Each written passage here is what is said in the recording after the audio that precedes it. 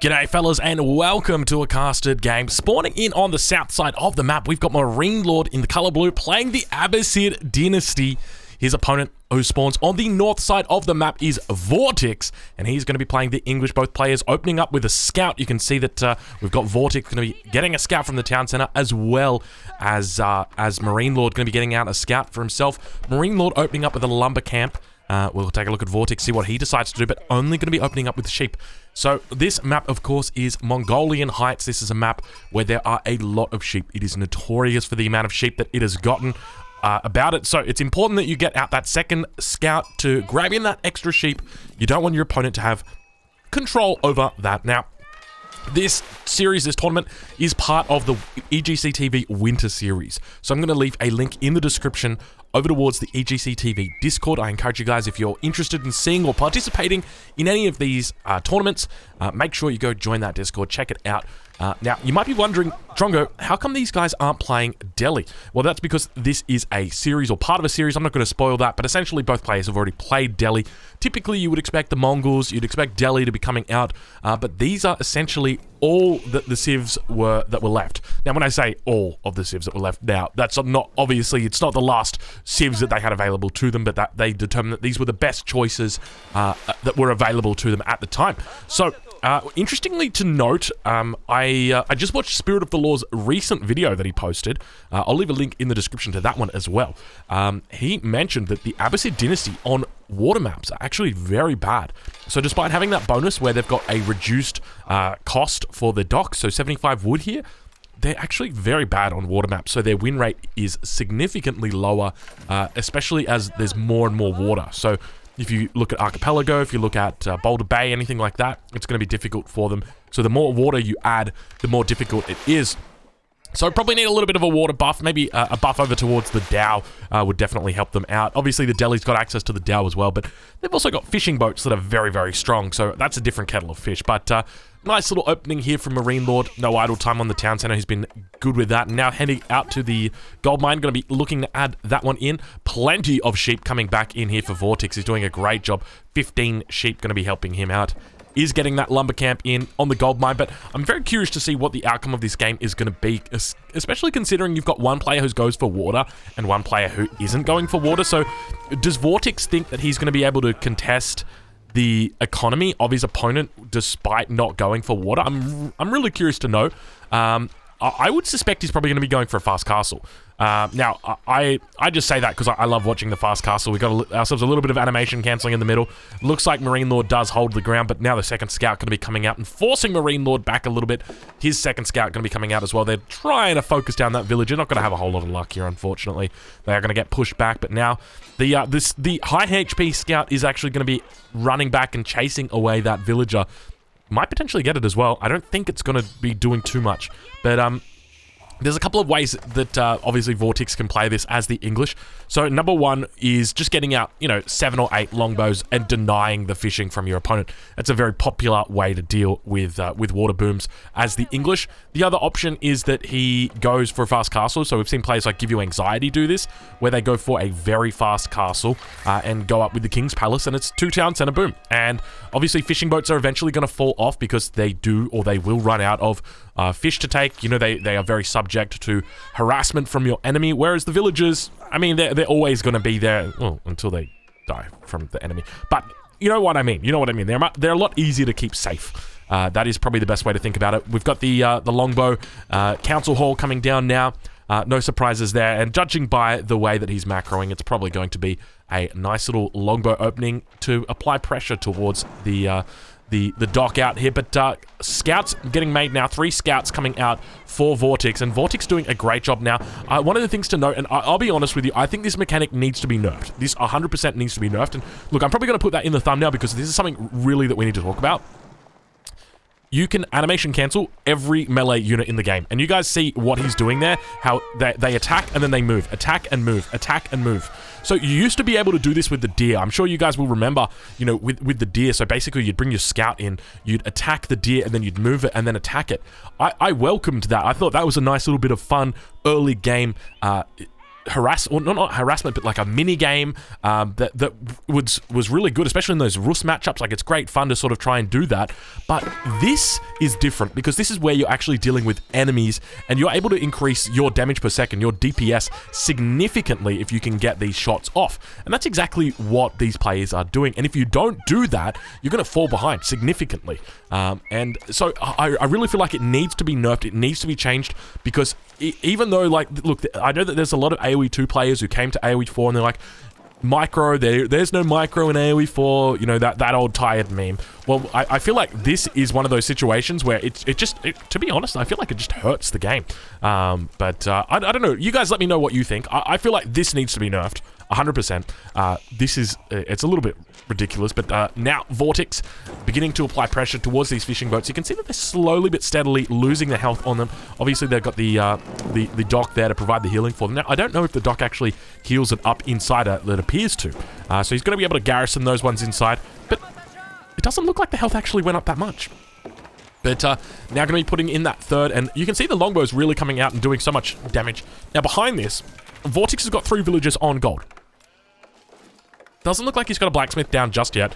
No economic upgrades coming through for him. No mill coming down. So no wheelbarrow at this stage. But Marine Lord reaching the feudal age in 6 minutes 20. So not terrible. He's now looking to get a Dow out. Now, ideally, what Vortex wants to do is he just wants to try and focus down these fishing boats before the Dow comes out. Once the Dow comes out, that's pretty much good game when it comes to this little act of aggression, which is why typically you only ever see just, you know, a handful of longbows coming out and then behind that potential fast castle. But Marine Lord here, you know, he's had a tough time, I would say that much, but you can almost see behind this, he looks very intent on going to the castle edge himself. That Dow about to come out.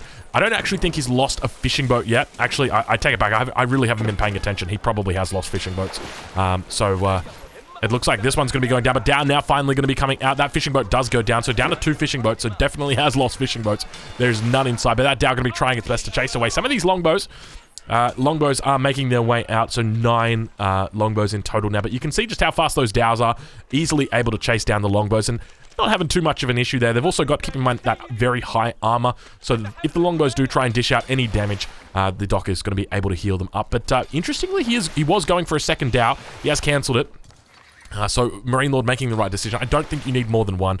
I think 1 is sufficient just to hold off this little push. But now you can see the longbows, they are looming right here. And fishing boat's going to have to make themselves a little bit of a U-turn right now. But the second fishing boat does die. There's a single remaining fishing boat out now for Marine Lord. So at this point in time, you really got to ask the question, has it been worth it for Marine Lord to have invested the resources that he did in the water? And one of the considerations is the fact that he is playing as the Abbasid and he's going to have a much cheaper dock. So look, I would probably say at this point, yes, but you need to keep in mind that he has essentially lost something, and you've got to ask the question, has he gained anything in the meantime from that? Whereas his opponent has been building up longbows to deny this and has subsequently gained something very, very strong, which is a foothold in the middle of the game. But now, speaking of foothold, looks like the Marine Lord is going to be coming out with a couple of horsemen himself and going to be looking to punish right now towards the top of the map. A wolf getting in on the action as well. I love it when that bitey infantry gets in there. See if he can snag out a longbowman for himself. Looks like he's actually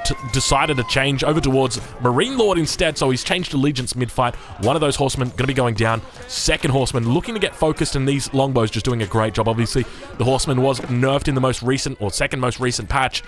Just not as good as it used to be, unfortunately, against these types of units. But now these longbows still going to try and get away. They managed to survive, but I suspect that it's going to get keep a handful of them up. But I want to know exactly what's going on back in Marine Lord's base. So behind that, we've got double stable. We've got the archery range. We've got a mill that sounds like it's getting dropped down. Yes, a mill getting dropped down on the back line.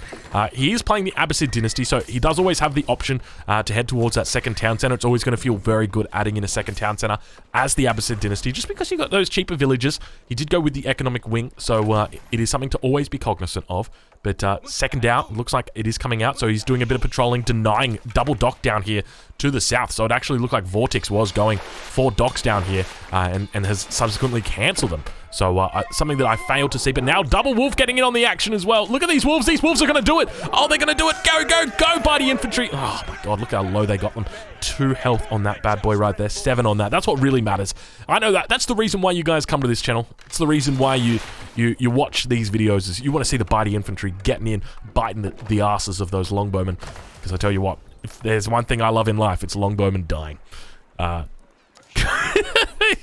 That's not true. There's a lot of things I love more than longbowmen dying. I like milkshakes. I like the ocean breeze. What else do I like?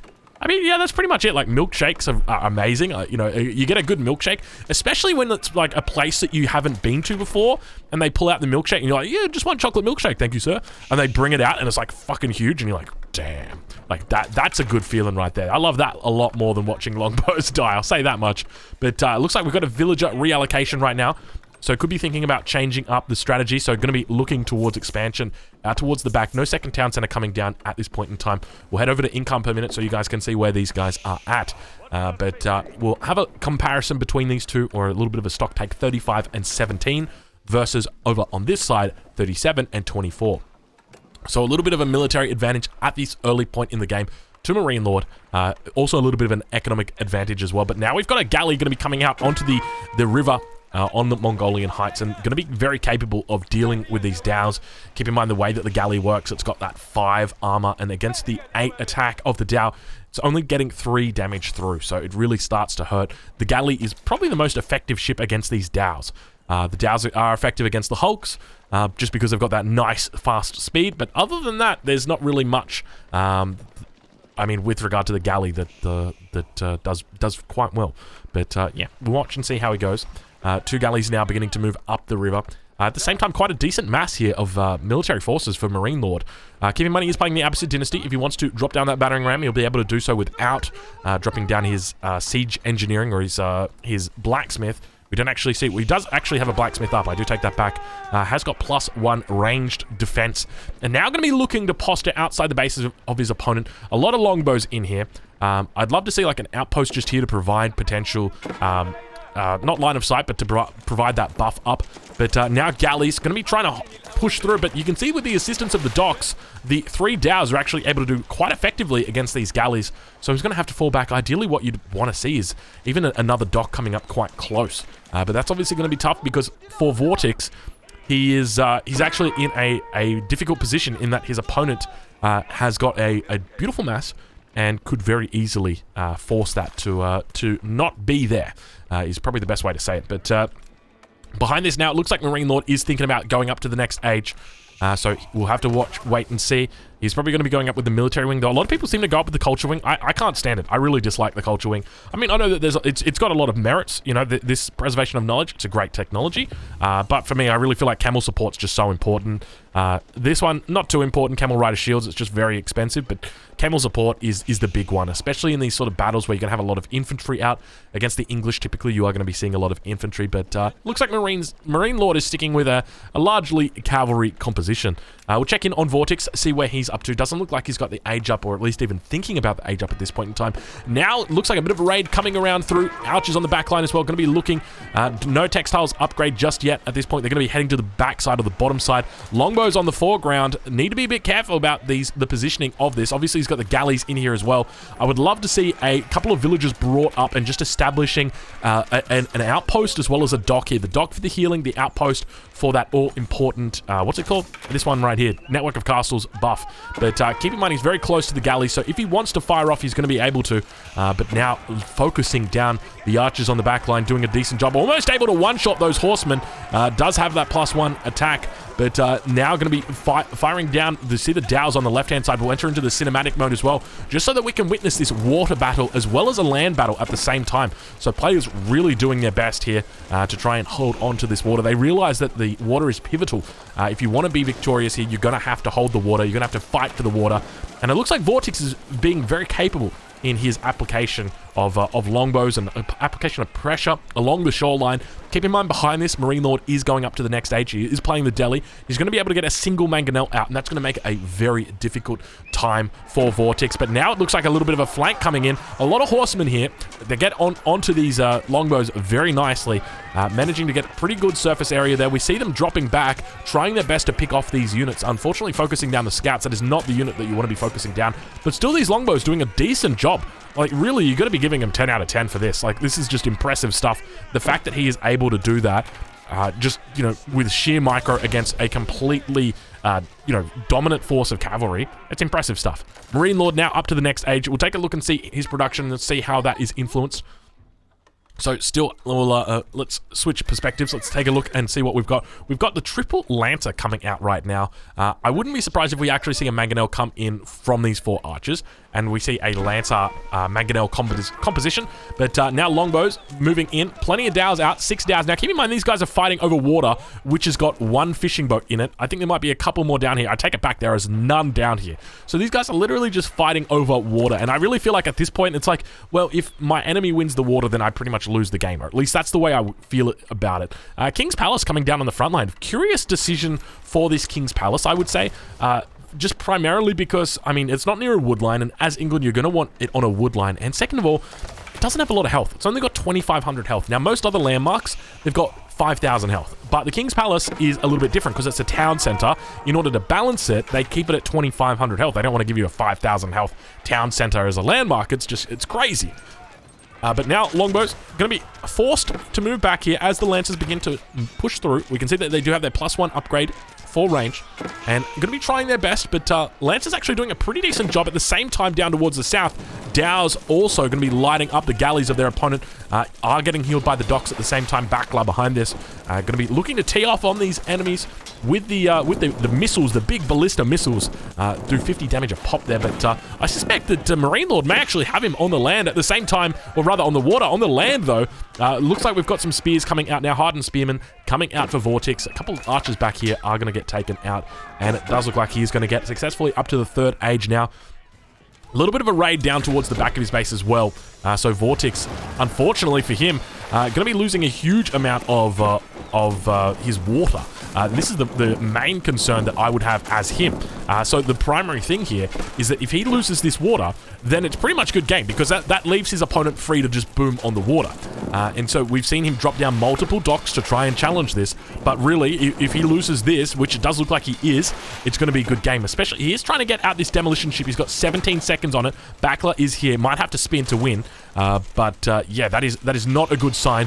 And now we'll take a look over towards that. It's actually just good game. Marine Lord has just won right there. So I think Vortex has just given up purely on the basis that he knows he's going to lose the water. It doesn't matter. You can see the split coming in here as well. If there was any demo ship that's going to come out, it's barely going to do any damage. And that's it, fellas. Anyway, if you've enjoyed this game, make sure you check out EGC TV's Discord. Make sure you check out Spirit of the Law's video, and I will catch you guys in the next one.